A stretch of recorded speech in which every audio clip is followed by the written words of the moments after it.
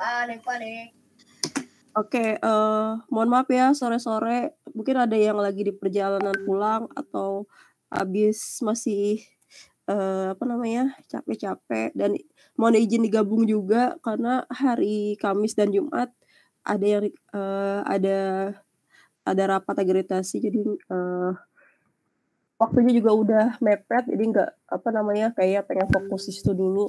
Mungkin teman-teman dosen yang lain juga sama ya, jadi hari Kamis, Jumat besok dipadetin jadi hari ini. Sambil nunggu teman-teman yang lain kita mulai aja dulu. Oh ya masih banyak yang belum hadir ya? Masih 22%. Oke, mungkin sambil nunggu teman-teman yang hadir, saya mau nyetelin video dulu. Jadi 23 orang.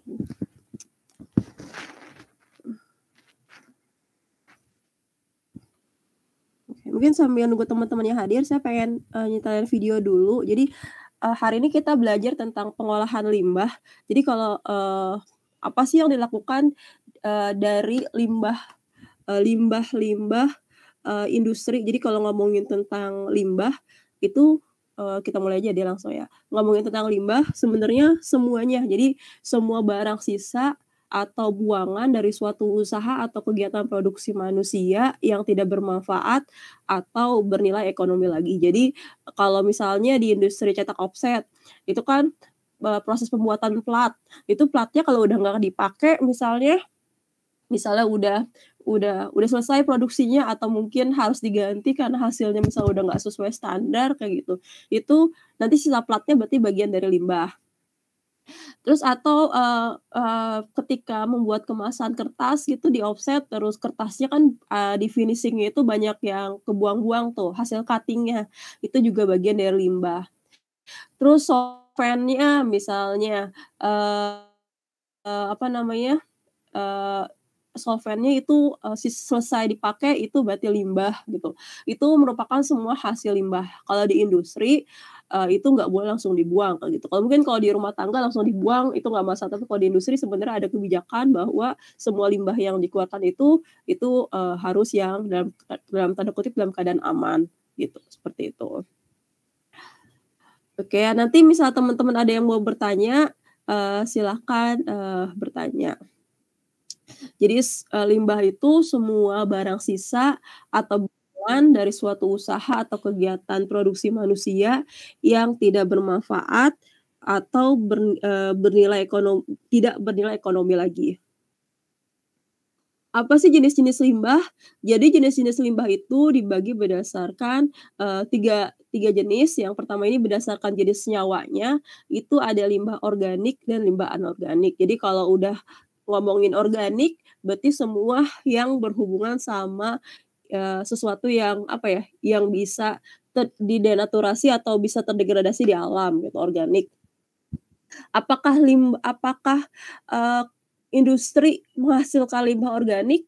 Sebenarnya pasti mengeluarkan limbah organik. Jadi kayak misalnya contohnya, mungkin kalau di industri kemasan gitu contohnya mungkin nggak berhubungan langsung sama produksi.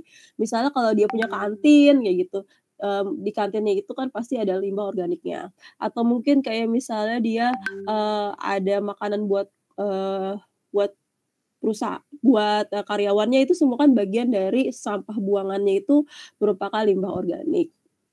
Jadi biasanya juga pasti itu pembuangan sampahnya itu pasti akan berbeda antara yang organik sama anorganik kalau di industri. Jadi kalau organik biasanya kan pengolahan sampahnya itu menjadi pupuk, menjadi biogas atau mungkin lebih aman ditimbun kayak gitu. Tapi kalau yang anorganik itu pastinya harus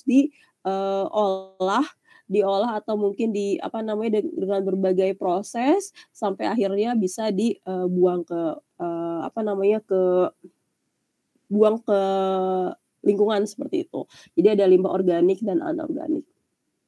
Terus pertanyaannya, apakah limbah organik itu aman kalau dibuang langsung ke lingkungan? Sebenarnya enggak juga. Jadi kalau kalau limbah organik sebenarnya bedanya malah kalau ngomongin limbah organik dan anorganik, itu kalau limbah organik malah menghasilkan bau. Jadi kalau kalian pernah jalan kayak melewati tempat pembuangan sampah, itu yang sisa makanan biasanya baunya bau nggak enak gitu, kayak bau-bau busuk, bau amis gitu. It apa namanya, itu menghasilkan bau sebenarnya juga bahaya juga harus diolah dulu. Belum lagi kalau misal langsung dibuang ke lingkungan itu biasanya menyebabkan, mungkin kalau misalnya kalian dulu SMA pernah belajar ada booming alga gitu, kayak alga-alga booming, itu entar menyebabkan ikan-ikan pada mati kayak gitu. Itu makanya limbah organik juga harus diolah dulu sebelum dibuang ke lingkungan gitu. Jadi limbah organik walaupun bisa apa namanya, degradasi di lingkungan, tapi tetap aja harus diolah dulu, gitu. Oke, ini berdasarkan jenis nyawanya. Oke, mungkin teman-teman kalau ada yang mau bertanya silahkan, saya mau lihat dulu jumlahnya berapa. Oke, 36. Saya izin off cam ya, Dek, karena di rumah saya lagi mendung banget. Terus yang kedua, berdasarkan wujud. Jadi kalau ngomongin berdasarkan wujud itu ada limbah cair, limbah padat, dan limbah gas. Jadi kayak misalnya tadi solvent pasti bentuknya cair, terus, apa ya, kalau misalnya, gitu, terus ini pasti, cair kayak gitu. Terus, berbagai, yang cair-cair merupakan limbah cair. Terus yang kalau bentuknya padat kayak tadi kertas, kayak mungkin, kemasan-kemasan yang defect atau mungkin semua, padatan-padatan apapun itu, termasuk limbah padat. Kalau yang gas gimana? Kalau yang gas itu yang limbah gas yang dikeluarkan misalnya ketika kita produksi, pasti kan menghasilkan gas gitu ya, menghasilkan, dalam tanda kutip "asap" gitu. Jadi asap juga ada regulasinya juga. Jadi, asap yang dikeluarkan itu ada standarnya, jadi makanya kalau kita lihat di industri kenapa sih ada teropong asap gitu, karena di sini, fungsinya adalah untuk, membersihkan udara yang dikeluarkan pada saat produksi. Jadi kayak misalnya sebenarnya tuh di teropong asap itu ada sistem, filtrasi gitu entah kita belajar, jadi kayak, sebenarnya kayak ngurangin padatannya gitu, ngurangin padatan atau menyerap, padatan-padatan yang berbahaya, jadi ketika dikeluarkan itu udaranya itu udah cukup bersih gitu, udah sesuai standar, harusnya seperti itu. Jadi nggak boleh dibuang dalam keadaan yang gelap gitu, nanti kan, pasti terasa tuh di lingkungan sekitarnya, jadi kok, banyak debu-debu gitu ya, kayak gitu. Seperti itu, jadi kan limbah gas itu kan juga bisa nyebar ke mana-mana, makanya juga harus dilakukan pengolahan. Jadi berdasarkan wujud, itu, ada yang cair, ada yang padat, dan ada yang gas, gitu. Terus berdasarkan sumber, itu ada limbah domestik, limbah rumah tangga, jadi sebenarnya sampai sekarang itu belum ada regulasi tentang pengolahan limbah rumah tangga, gitu. Jadi biasanya kalau, apa namanya, kalau limbah rumah tangga yang dihasilkan, itu pembuangannya kalau sekarang ini di kita kan cuma langsung dibuang, ditumpuk aja gitu, atau biasanya itu disebut juga dengan landfill. Jadi kalau, apa namanya, kalau di,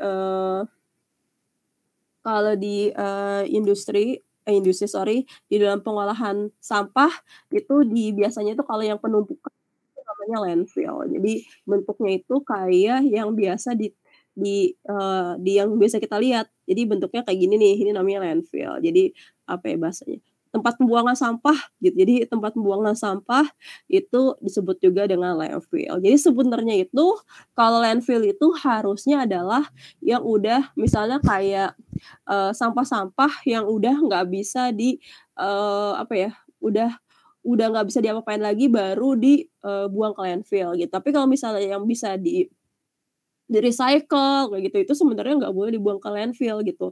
Ataupun misalnya ada barang-barang yang B3, bahan berbahaya beracun, kayak misalnya barang itu mudah terbakar, meledak, mengiritasi, menginfeksi, yang kita udah belajar tuh jenis-jenisnya, itu nggak boleh langsung dibuang ke landfill sebenarnya secara ketentuan. Tetapi harus diilangin dulu tuh, kayak misalnya dihilangin dulu misal logam beratnya, kayak gitu, supaya apa namanya, di landfill itu dalam keadaan yang aman. Tapi kenyataannya kan enggak ya, langsung ditumpuk-tumpuk gitu aja, gitu. Terus penumpukannya juga kadang-kadang enggak sesuai gitu. Jadi makanya, itu bahaya banget. Jadi bisa dikatakan tanah landfill itu, tanah di sekitar landfill juga, pasti dia tanahnya itu nggak bagus, karena kan banyak, apa namanya, logam berat. Karena kan kalau di sini kan pembuangannya buang buang baterai kayak gitu, buang, elektronik kayak gitu. Jadi kan, terus terkena hujan, terus hujannya masuk ke tanah gitu, pasti kan nanti ada logam-logam berat di dalam tanah kayak gitu. Itu kan bahaya banget. Terus airnya pasti juga ada air bau-bau karena ada licin, jadi kayak air-air sampah itu disebut juga dengan licin, itu sebenarnya bahaya banget, banyak bakterinya, banyak bahan-bahan logamnya, itu semua masuk ke tanah. Makanya tanah di lingkungan landfill itu sebenarnya sangat-sangat bahaya, gitu. Itu, apa namanya, itu, sampahnya. Ya, ini jadi, dia limbah industri, kalau limbah industri ada regulasinya jadi, harus dilakukan pengolahan sebelum dilakukan pembuangan.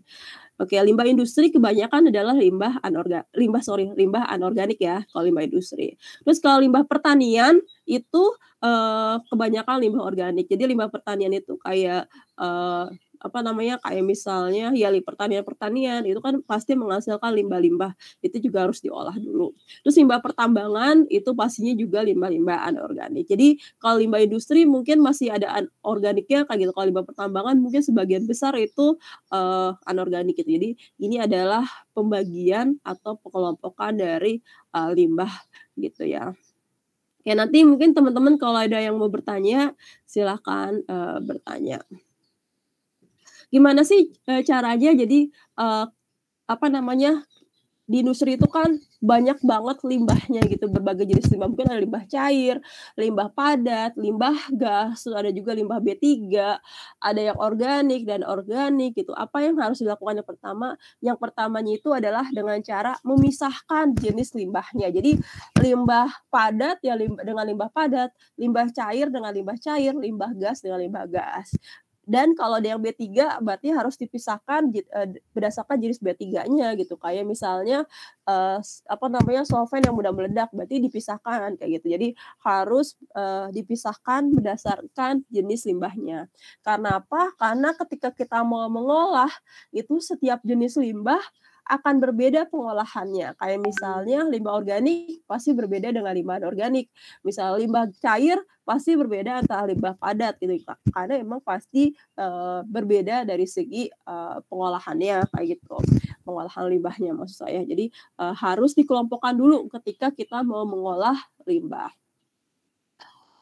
Oke, ini apakah, Mas 37 orang?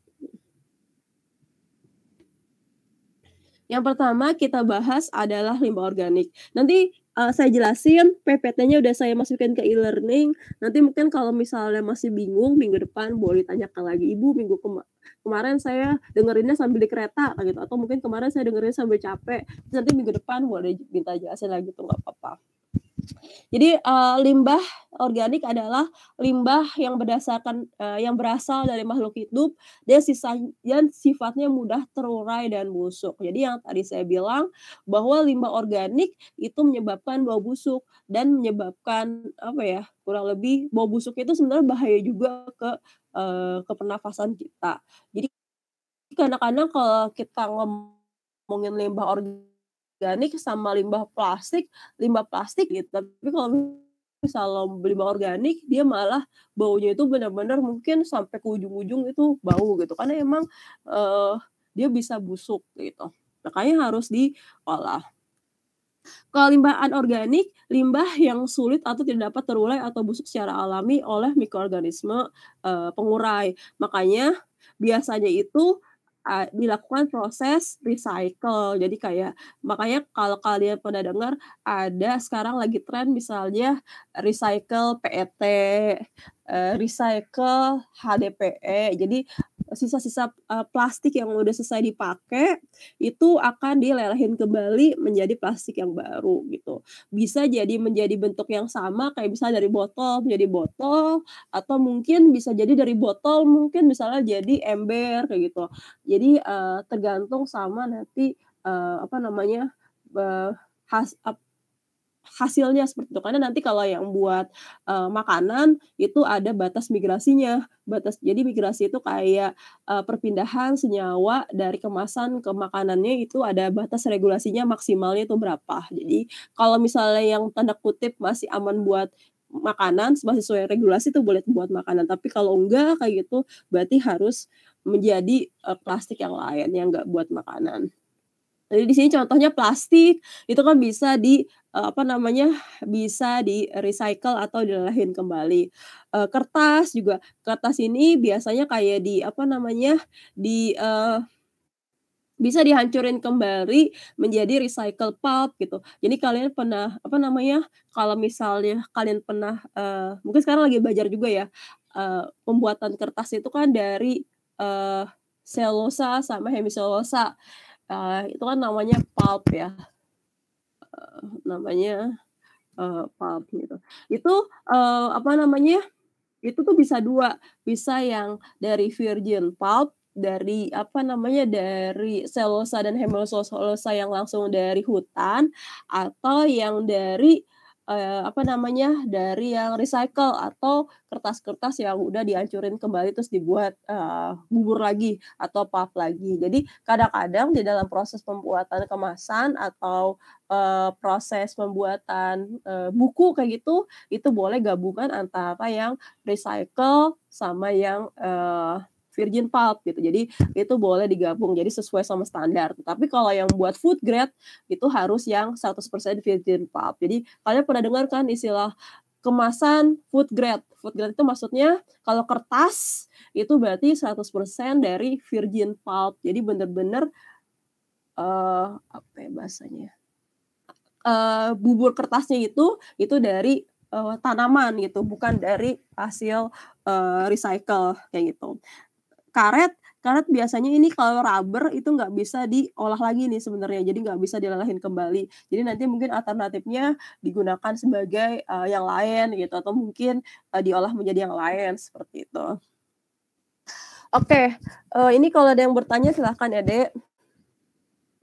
Apakah suara saya jelas, teman-teman?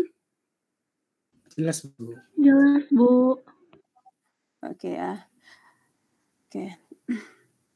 Terus kita masuk ke limbah cair. Jadi limbah cair adalah sisa dari suatu hasil usaha atau industri yang berwujud cair. Kayak misal rembesan AC, air cucian, air solvent, terus minyak goreng misalnya, atau limbah dari rumah sakit, limbah dari kamar mandi, atau mungkin limbah dari, produksi yang cair, itu merupakan limbah cair. Jadi nanti, harus diolah dulu. Terus ini, limbah air domestik ini mungkin, apa namanya, jenis-jenis, limbahnya aja kayak gitu ini ya, rembesan dan lain-lain. Oke. Terus nanti kalau limbah padat adalah limbah yang bentuknya padat kayak apa namanya, kayak di sini mungkin kertas, terus kalau limbah pertanian mungkin misalnya kayak udah batang-batang yang udah nggak dipakai atau udah kering, kayak misalnya sisa, minuman, gelas gitu. Itu, semua bagian dari limbah padat. Jadi kayu, kertas, besi, kaca gitu, itu semua bagian dari limbah padat. Nanti limbah padat juga, apa namanya, harus diolah juga kayak misalnya kayu, oh kayu termasuk organik ya, berarti berdasarkan organik kayak gitu. Jadi, kurang lebih limbah padat adalah yang bentuknya padat. Ini jenis-jenis limbah padat, limbah yang organik sama yang anorganik. Jadi nanti dipisah juga nih, limbah yang organik itu biasanya, apa namanya, di ininya warna merah kayak gitu ya. Kadang-kadang ya kalau yang organik warna ijo, tutup tutup tong sampahnya maksud saya, tutup tong sampahnya. Kalau yang biasanya kan mungkin beda-beda kadang-kadang, kalau yang ijo itu yang organik, yang merah anorganik, kalau yang apa namanya, kalau yang biru itu misalnya yang apa namanya, yang kaleng kayak gitu, itu, beda-beda, ada malah yang lebih, spesifik lagi, yang lebih detail.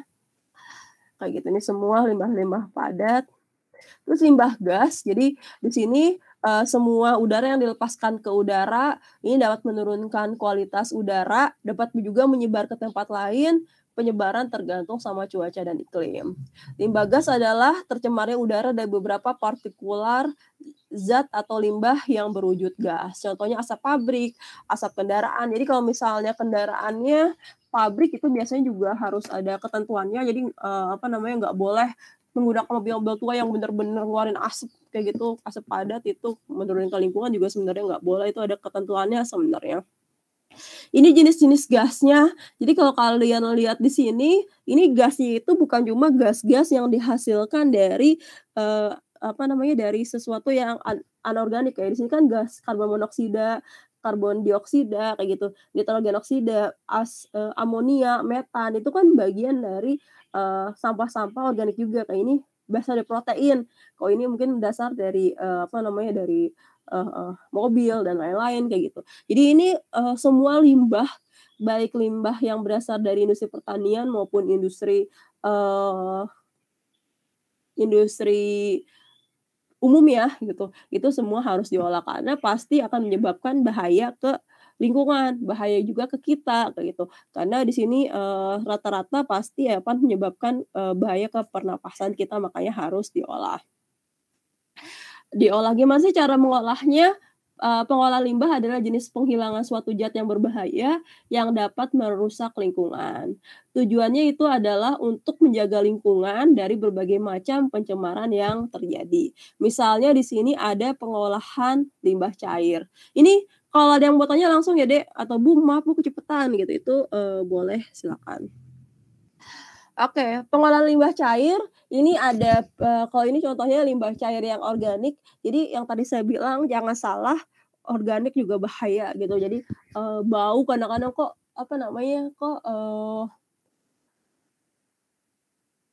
danaunya bau ya gitu. Sebenarnya mungkin ada ikan yang mati atau pasti kan itu penyebab awalnya ada limbah organik gitu. Limbah organik yang masuk ke dalam situ kayak gitu. Terus ada alga yang begitu banyak di permukaannya gitu. Kadang-kadang kan kok lihat, permukaan airnya kok warnanya hijau banget gitu atau mungkin merah kayak gitu. Itu kan kadang-kadang itu ada jenis alga yang berada biasanya di permukaan atas. Nanti kalau dia udah di permukaan atas, itu oksigen susah masuk keluar, susah masuk ke dalam, sorry maksud saya. Jadi oksigennya tuh udah diserap oleh alganya kan, dia kan sama-sama melakukan fotosintesis ya kalau alga. Terus jadi gimana nih si ikan jadi oksigennya jadi kurang di airnya, makanya ikan-ikan pada mati gitu. Itu kan salah satu masalah dari pencemaran limbah di air. Limbah organik. Jadi pengolahan itu ada pengolahan primer, ada pengolahan sekunder, ada tersier, ada desinfektan, ada pengolahan lumpur. Jadi ini pengolahan limbah ini pada umumnya seperti ini. Yang pertama itu pengolahan primer biasanya dia ngomongin tentang sedimentasi tank. Jadi sedimentasi maksudnya gimana? Jadi kayak kita tuh pengen ngilangin padatan dari airnya. Jadi biasanya kan kalau limbah cair itu kan warnanya butak, warna butak karena mungkin ada padatan-padatan atau mungkin ada kotoran-kotoran atau mungkin ada campurannya lah seperti itu. Itu yang paling pertama dilakukan adalah melakukan sedimentasi. Jadi kayak didiemin sebentar, jadi padatannya akan turun ke bawah. Jadi entar air yang pindah ke tank selanjutnya, itu air yang udah padatannya udah turun ke bawah. Jadi kan cukup bersih untuk bersih. Jadi bisa dikatakan yang massa jenisnya tinggi atau berat gitu, itu akan turun ke bawah, gitu. Jadi kayak mungkin ada logam-logamnya kayak gitu, itu akan turun ke bawah kalau yang logamnya berat gitu. Jadi, itu tujuannya untuk memisahkan padatan sama cairan. Jadi, dengan proses namanya sedimentasi. Terus yang kedua itu sekunderinya itu dengan aerasi tank. Jadi sebenarnya aerasi tank itu lebih ke arah kayak kita kayak kita untuk menghilangkan kalau ini sebenarnya ngomongin tentang organik sih sebenarnya. Ini kan pasti di sini ini masih banyak kayak organik-organiknya kayak mungkin sisa gulanya gitu, mungkin sisa-sisa eee, glukos atau lain-lain. Biasanya di sini tuh kayak ada proses aerasinya, kayak diaduk itu sebenarnya supaya ada bakteri yang tumbuh dan makan, gula-gula sederhana yang ada di sini. Jadi kayak ada proses fermentasinya lah, proses fermentasinya. Fermentasi, terus di sini pindah ke sini nanti kayak, apa namanya, kayak dipisahin antara biasanya disebut juga dengan biomasa. Biomasa itu kayak bakteri yang tubuhnya diturunin ke bawah, terus nanti, cairannya akan, apa namanya, akan lewat dan nanti masuk juga ke, chlorine tank. Chlorine tank itu kayak ditambahin desinfektan supaya membunuh bakteri-bakterinya. Jadi bisa dikatakan nanti organiknya udah sedikit, bakterinya kita bunuh, maka bisa kita langsung keluarin dalam keadaan yang cukup aman, gitu. Terus nanti desinfektannya juga dalam tanda kutip "dalam keadaan yang cukup", jadi nggak boleh banyak-banyak juga. Ini pengolahan lumpur, biasanya kalau pengolahan lumpur itu terkait kalau misalnya masih banyak banget, sisa-sisa bahan organiknya, kayak gitu, itu bisa dilakukan proses fermentasi lagi. Oke, biasanya nanti pengolahan lumpur itu di sini, sebelum desinfektan. Jadi bisa dikatakan kalau desinfektan itu terakhir, kurang gitu. Jadi desinfektan itu terakhir. Ini adalah pengolahan dari limbah cair. Oke, ini contohnya mungkin, apa namanya, ini ipal biofilter, jadi kayak ada pisah-pisahnya gitu untuk, apa namanya, untuk yang 1, 2, 3 gitu, sampai akhirnya nanti di paling ujung itu ada, apa namanya, ada indikatornya itu ikan. Jadi kalau misalnya di sini ikannya bisa tumbuh dengan bagus, tandanya air buangannya masih bagus, kadang-kadang tuh kayak gitu. Eee eh, terus di sini, apa namanya, ada juga tanaman penyerap limbah. Jadi kadang-kadang tuh, apa namanya, industri tuh seperti itu ada yang, apa namanya, menggunakan tanaman dan lain-lain gitu. Jadi, tujuannya untuk, menyerap, organiknya kah, atau seperti itu, biasa seperti itu. Gimana kalau limbah padat itu ya tadi yang organik, gimana kalau limbah yang padat? Biasanya pakai yang penimbunan terbuka. Jadi limbah padat kalau padatnya itu udah nggak bisa diolah lagi, dia menggunakan penimbunan terbuka. Jadi landfill tadi disebut juga penimbunan terbuka, landfill. Landfill tadi penimbunan terbuka. Landfill tadi penimbunan terbuka. Nah, jadi ini penimbunan terbuka. Ini sebenarnya landfill kita bener nggak sih? Sebenarnya sih masih belum tepat juga. Jadi sebenarnya itu yang bener itu sorry untuk tadi. Yang bener itu sebenarnya landfill itu kayak ditumpuk, tetapi atasnya harus tutup lagi sebenarnya yang tepat itu. Tapi di sini kita lihat ya. Harusnya sih seperti itu supaya nggak mencemari lingkungan. Nggak ada ya, Dek. Nah, kayak gini nih sebenarnya nih, eee, ini landfill nih. Jadi kayak apa namanya, ini sisa-sisa plastik mungkin atau sisa-sisa sampah, tapi ditutup lagi sama tanah sebenarnya yang tepat itu, kayak gitu. Tapi, kenyataannya pengolahan sampah kita masih kurang, kurang bagus mana ya. Mhm.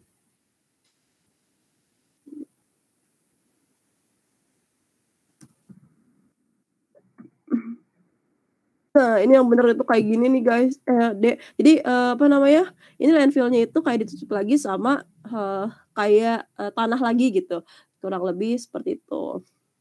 Ini tapi yang ini yang udah aerasi, yang kalau yang nggak aerasi juga sama harus ditutup sama tanah,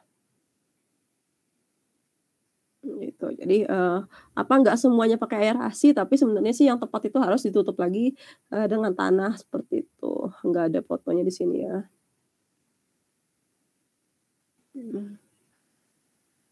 Terus yang kedua sanitary landfill. Jadi kalau sanitary landfill itu yang tadi foto yang tadi nih, yang ini, yang, menggunakan aerasi. Jadi kayak ada teknologinya lah kurang lebih seperti ini. Jadi kayak di sini ada licitnya atau air yang dihasilkan dari sampah itu enggak, apa namanya, enggak mencemari lingkungan sekitarnya gitu. Jadi karena ada pengolahannya lagi. Jadi liquid storage, jadi kayak air-airnya itu nanti ini biasanya kayak, apa namanya, kayak di sini ada, nggak kena tanah gitu, nanti sampah-sampahnya itu airnya akan di sini nih, akan diserap lagi ke sini, nanti ada, pengolahannya, gitu. Jadi di sini ada licit, ini, apa namanya, licit itu kayak, eee bisa dikatakan air kali ya. Kalau kita lihat sebenarnya sampah rumah kita aja kan masih ada menghasilkan air tuh, itu disebut juga dengan licit gitu. Jadi nanti ada kayak licitnya ini ada proses pengolahannya, terus nanti kan kadang-kadang sampah, terutama sampah-sampah organik atau mungkin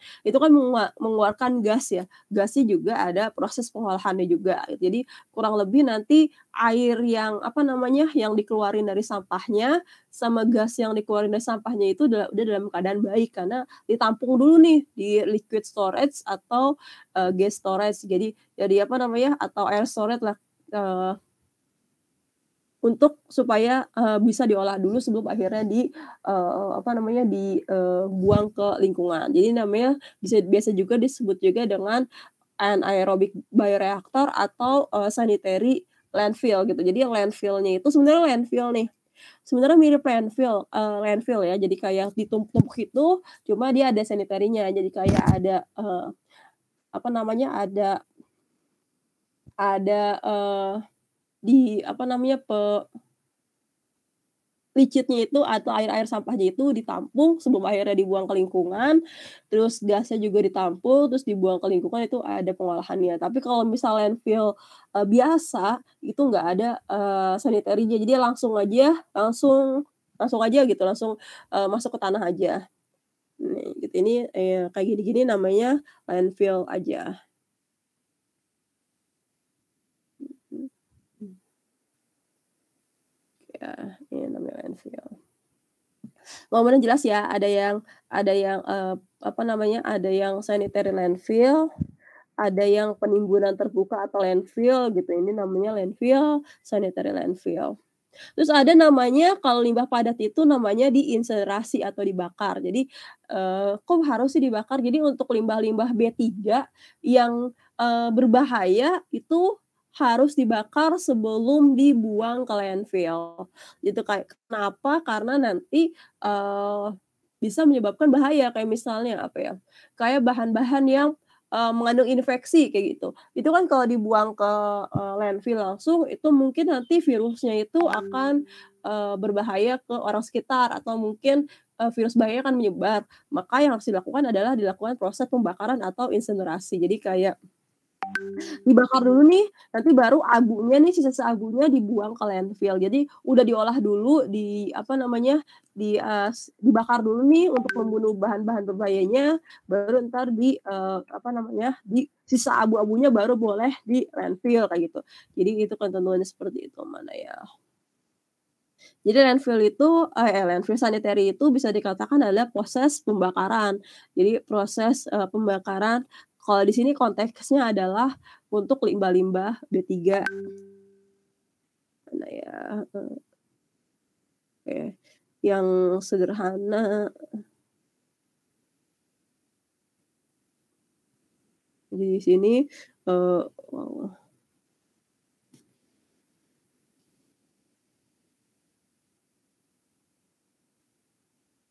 mana gambarnya ya? Besar.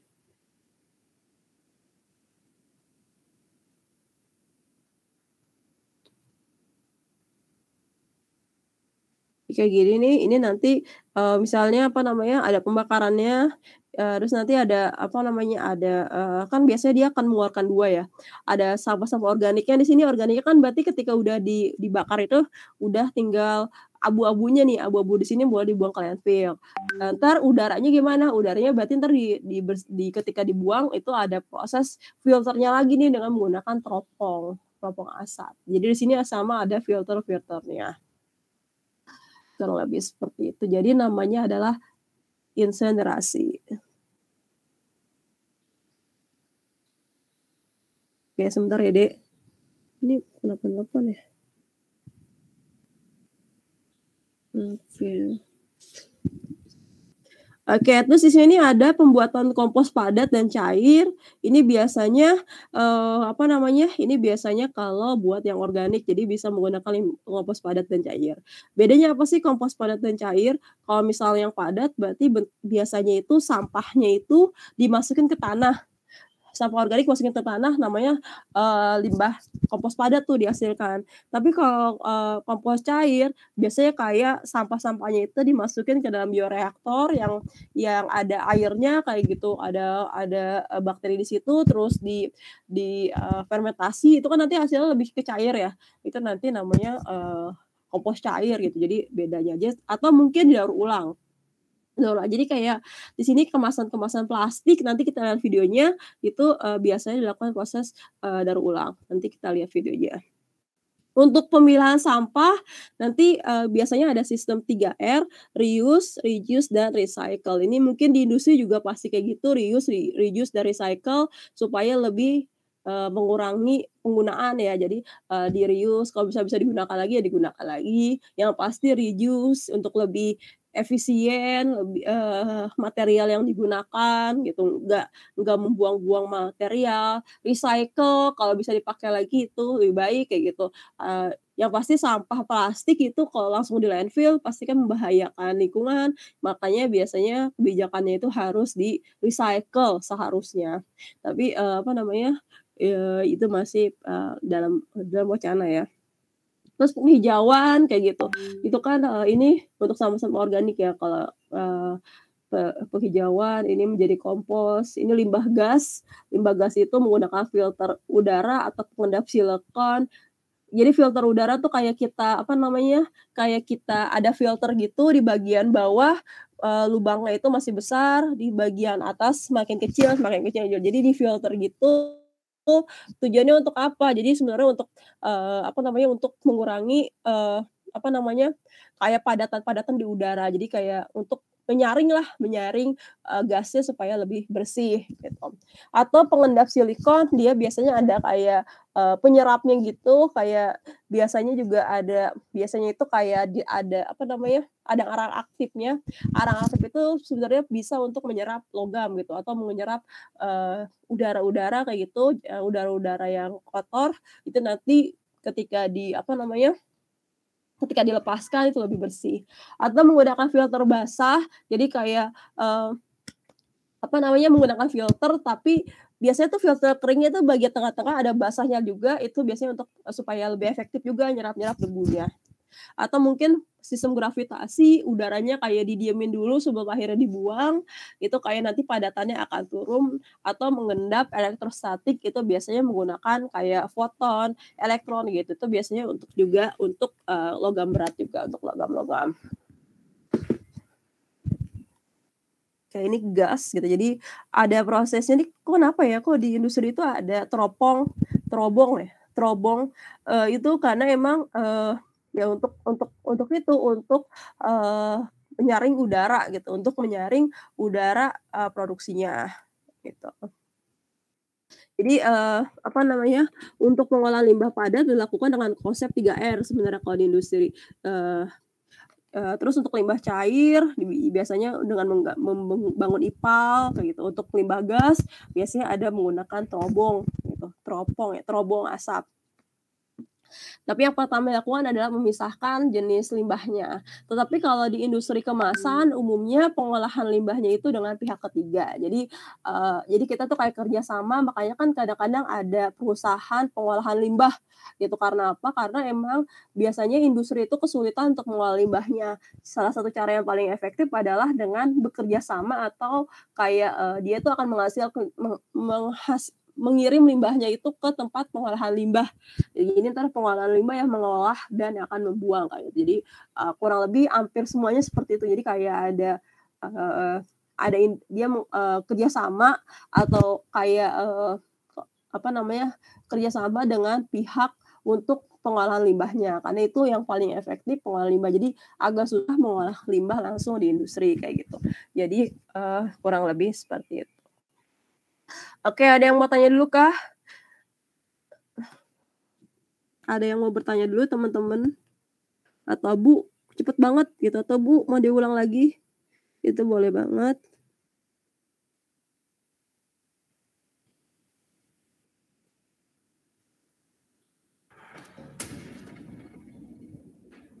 Not every piece of packaging makes such a spectacular exit.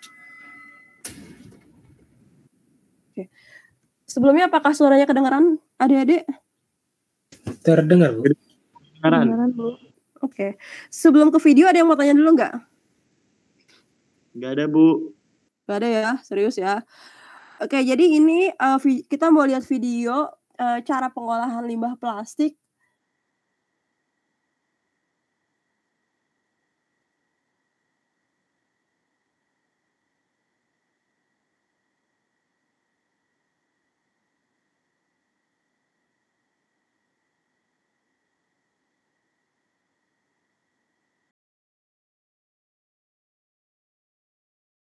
The already well-sorted material streams are then picked through by hand. The most useful plastics stay on the belt. Around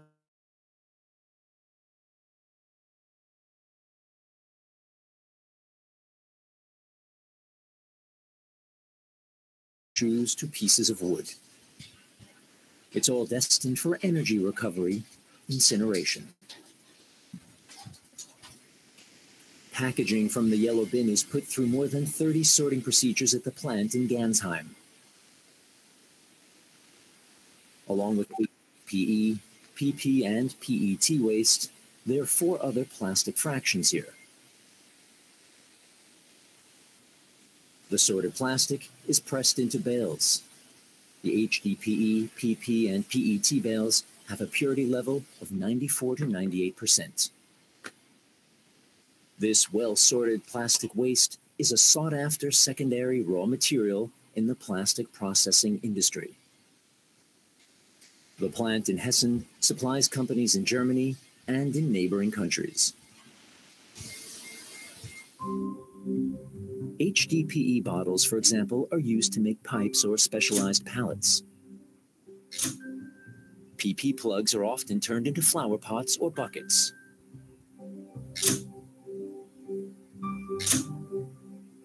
And PET packaging is turned into fibers used in fleece sweaters or into stylish lawn furniture.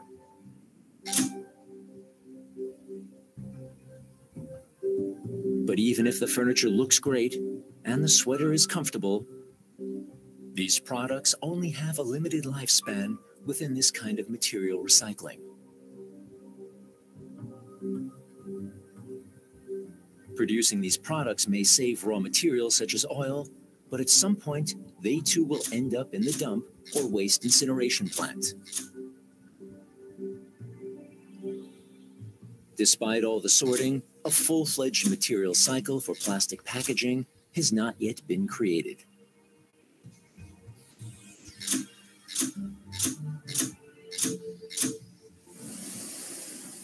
To create a genuine cycle, that means a bottle is made into another bottle, the sorted plastic fractions need further processing. Systech Plastics in Thuringia is doing just that at a special plant in the town of Eisfeld. First, HDPE bottles end up here in a shredder. The resulting plastic shreds are cleaned of any shampoo, yogurt, or any other residue. And a special procedure sorts out the last unwanted remains. The result is a colorful mixture of clean flakes that are made almost entirely out of HDPE. These still have to be sorted out by color. If they were melted down as is, they turn a dirty gray. This color sorting takes place in a special sorter.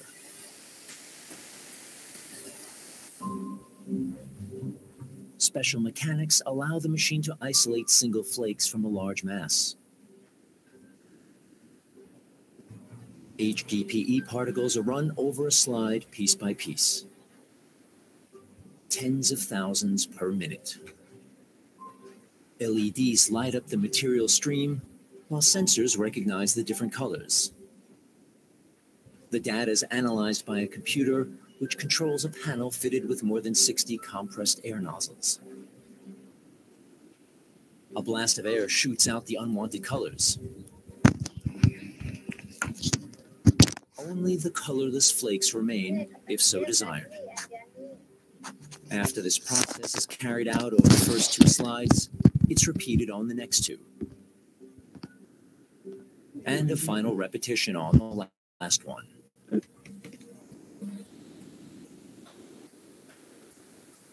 The result is an output of 800 kilograms of sorted HDPE flakes per hour with a purity level well above 99%. The material is melted at 220 degrees Celsius in an extruder. The melt is pressed through a filter and once again purified. Then the liquefied plastic is cooled and processed into granules. The result is a high-quality raw material that is put to use nearly everywhere in the plastics industry. Besides HDPE packaging, polypropylene, or PP caps, are put through these elaborate cleaning, sorting, and processing stages as well.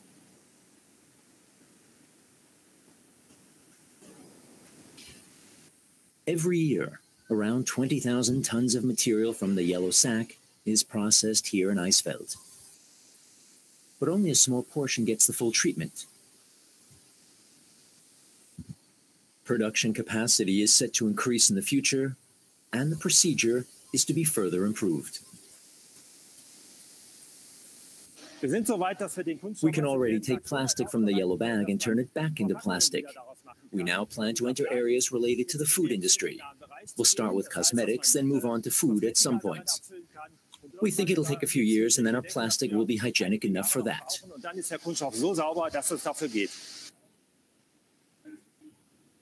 Recycled material from Eisfeld is already sought after by the makers of washing and cleaning products. At its location in Mainz, the Werner and Matz company produces more than 130,000 tons of foamy and fragrant detergents. Normally, the packaging ends up in the yellow bag.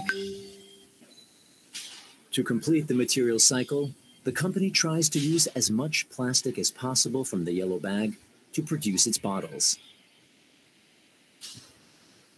The HDPE granulate from Eisfeld is fed here into a machine. It's then melted in a special extruder. The bottles are formed under air pressure. Afterwards, excess material is trimmed off, and the bottles are ready. Even though these bottles were made using only recycled plastic from the yellow bag, any standard production facility could manufacture them. Finally, the HDPE bottles are filled up as usual and delivered to shops. 5.5 million bottles each year. It's not only HDPE bottles that are made of recyclable material. These PP caps are also produced using 100% plastic from the yellow bag. Once again, it's recycled granulate from Eisfeld that does the job. We use recycled material from the yellow bag for our PET and HDPE bottles and for our PP caps, and we hope to increase this share in the future. We're still looking for market partners in this initiative in order to further lower recycling material costs. In other words, the more packaging producers use recycling material from the yellow bag, the greater the production capacity will grow, making it more economical to use this recycled material. At Werner and Metz, PET bottles make up a large share of packaging. Despite all the sorting with high-tech machinery, adequate quantities of PET granulate from the yellow bag still aren't available. So PET granulate from the yellow bag is mixed with PET granulate from the deposit system, mostly made from empty beverage bottles. The preforms from the first production stage in Mainz are blown into bottles and later filled. In the end, they're made of 20% PET plastic from the yellow bag and 80% plastic from the deposit system. More than 80 million bottles are produced this way each year at the plant in Mainz. The company aims to gradually increase the share of PET bottles made with yellow bag material, while at the same time using more of this high-quality recycled plastic for all of its packaging. That means an HDPE bottle is made from another HDPE bottle, a PP cap from a PP cap,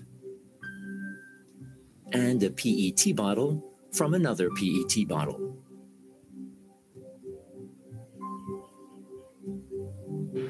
That preserves the raw materials and energy invested in plastic production. Until now, only a fraction of packaging from the yellow bag and bin got recycled. But experience shows that plastic from the yellow bag can be used in a material cycle.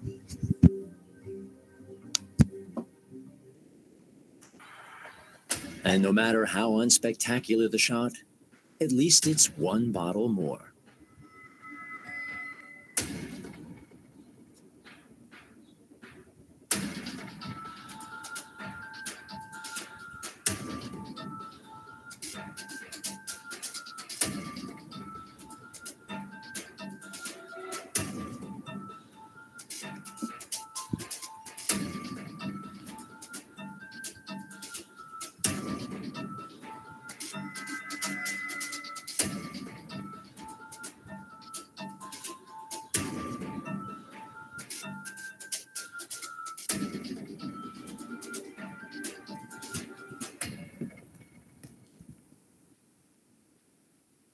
Ya,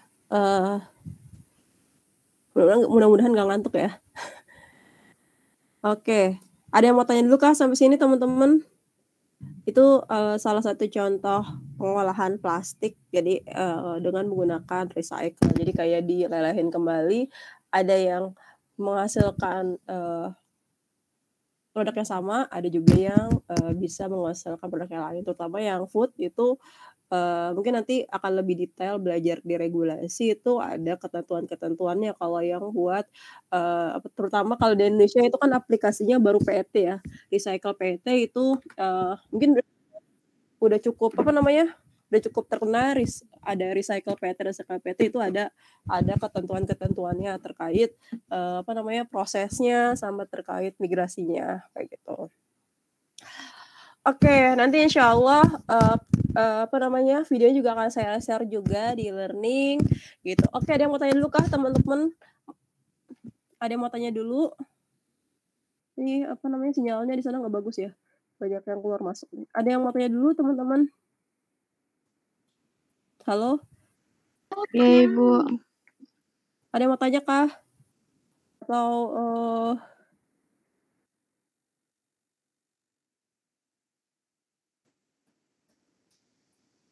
Oke. Dari kelas gimana, ada yang mau tanya?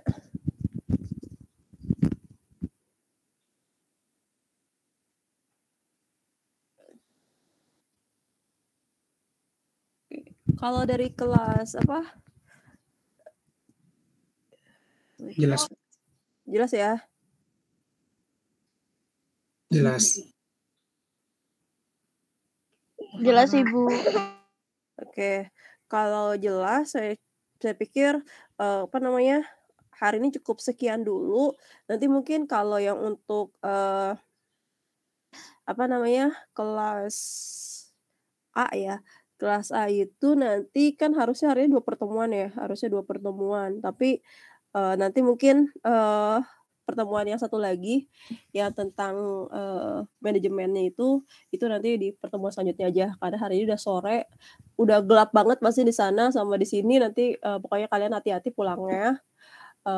Seperti itu. Untuk materi hari ini dulu ada yang mau tanya kah atau cukup jelas?